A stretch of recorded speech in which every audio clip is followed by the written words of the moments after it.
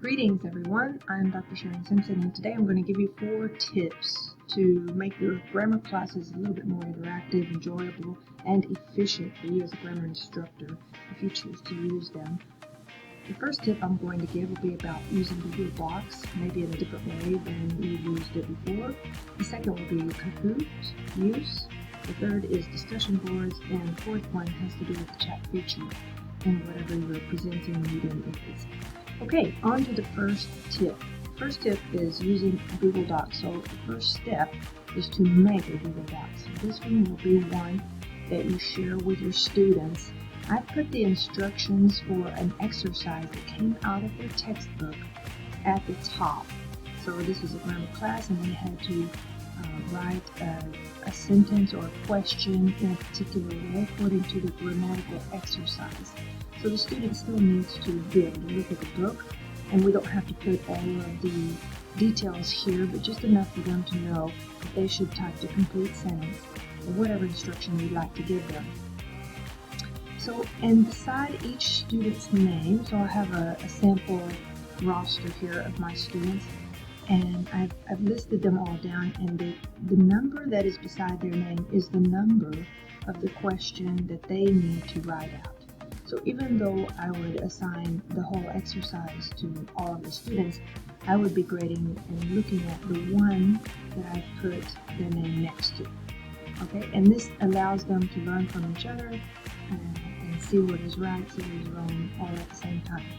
So I would put these names here, these are their assignments, and then other students who wanted to comment to each other on the work or give some tips also had a column to put their tips. I didn't find much involvement there. And then I would come back and note their sentences as correct or put some minor corrections that they needed to make here. This we would all go over afterwards as well while we were in a synchronous class, the next one that came up. So it's not like they did all of this in isolation, but it's very helpful to see to have them share all of their answers like this, and then we can make corrections together. And then you can see I put there are many tabs here. So this is just one of many exercises for a particular day that they had to do. And as we go to the next page, you can see also that they would have some instructions here if needed. Now what I sometimes did was move the numbers around. And so instead of doing number 1, maybe the first student has to do number 3 this time. Sometimes I would reverse the order, make the first last, then the last first, etc. And so you can move those around. If I had a very long set of questions in an exercise, I might put one student's name 2 or 3 times, and everyone will do as many as were needed for that exercise.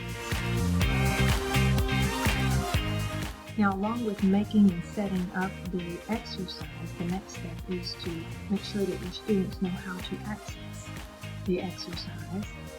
So in the homework assignment page, whatever your element is, you can put a link, direct link to that Google Doc. And this is not difficult, so it's just whatever is in the address bar.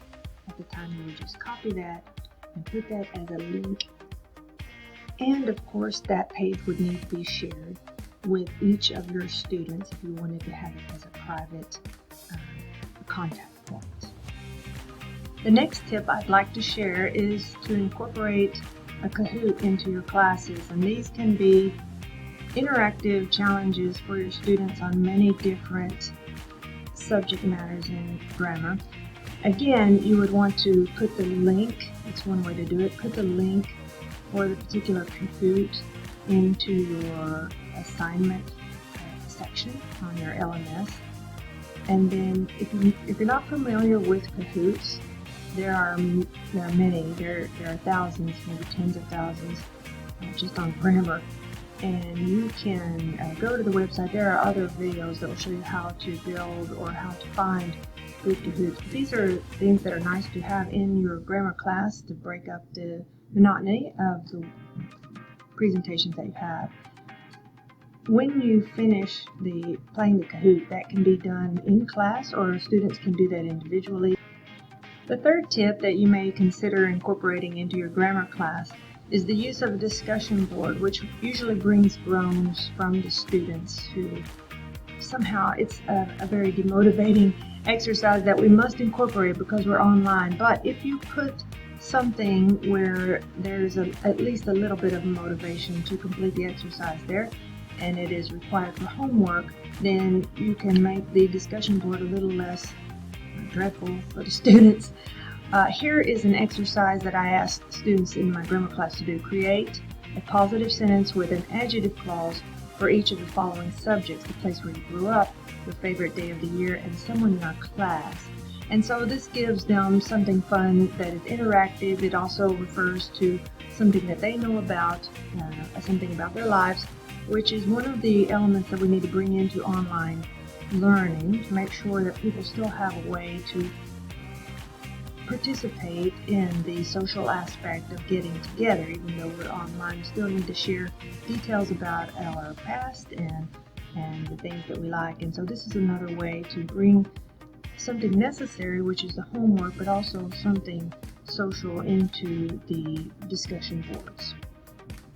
A final tip that I'd like to share with you is to bring competition to your online course time by the use of the chat feature. So I am in Collaborate, which is the platform used by Blackboard. You may have a conference in Canvas or some other type of platform, but most of them do have a chat feature. So if we click on the chat feature, you see that you can type to everyone, or you can just type to one particular person in your class. What I like to do on these, for example, I've put a sentence here in the chat section, and then I would send that to everyone and try to see who could correct the sentence first. And the nice thing about the chat is that you can see the student's name when they enter an answer, and we would go over the answer and then discuss what the problem was with this particular one or how we could improve it. So I hope you will consider using Google Docs to make your grading a little bit easier and more efficient, and to help students learn from each other as well. Hope you'll think about using the Kahoots as a new way to enter competition and motivation for your students in a fun way. Also using the discussion board to bring in needed elements, not just as an extra add-on compulsory item to your class, but something that can actually be motivational in a way for students to share part of themselves with their classmates. And also the chat feature, which is really useful and easy way to also review. I use the chat feature not only to go over grammatical items, but just to review in general. I may use it at the beginning of class, or I may use it at the very end of class to make sure that we have used that repetition sequence to reinforce the learning for students.